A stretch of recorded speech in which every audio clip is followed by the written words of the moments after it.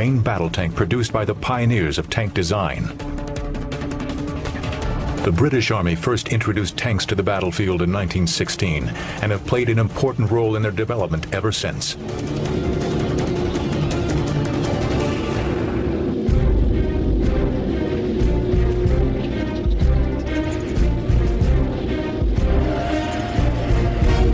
The Challenger traces its heritage back to Britain's Chieftain tank. When the Chieftain entered service in 1966, it was the most heavily armored of all main battle tanks. With an emphasis on armored protection, the Chieftain's turret was carefully contoured to optimize the thick steel of its armor. The Chieftain balanced its superb protection with a powerful 120mm gun, much larger than the 105mm guns common to most tanks of the 1960s and 70s.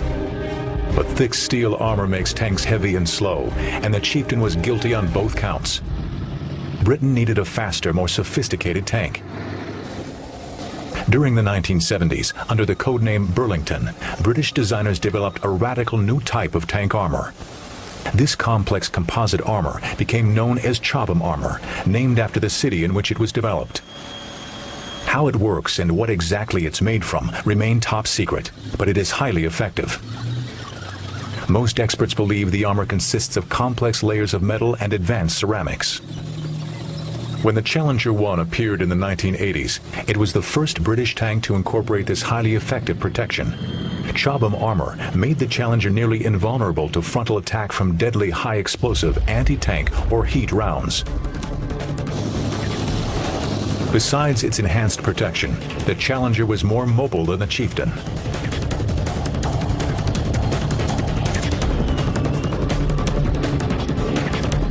A 1,200 horsepower diesel engine and advanced suspension system gave the tank a top speed of 35 miles per hour and a smooth ride despite obstructions in rough terrain. One of the most important advances in tank design in the 1980s was in gunfire controls, which permitted the tank to fire on the move. The heavily armored turret of the Challenger weighs 20 tons, yet it must be moved with extreme precision to hit targets a mile or more away. In 1994, the Challenger 2 entered service in the British Army. The Challenger 2 has over 150 improvements to its predecessor, the Challenger 1, and many entirely new features, such as its turret design. Challenger 2 looked like its predecessor. Its hull and running gear were very similar. It was there that the comparisons ended. The turret was a radically different design that highlighted that there were 150 improvements on this tank. The Challenger 2 was slightly heavier, but faster. It had a new power plant with a 26-litre diesel engine. The gun was a deadlier version of the record-holding 120mm, and the armour that surrounded this fighting machine was an improved form of Chobham, codenamed Dorchester.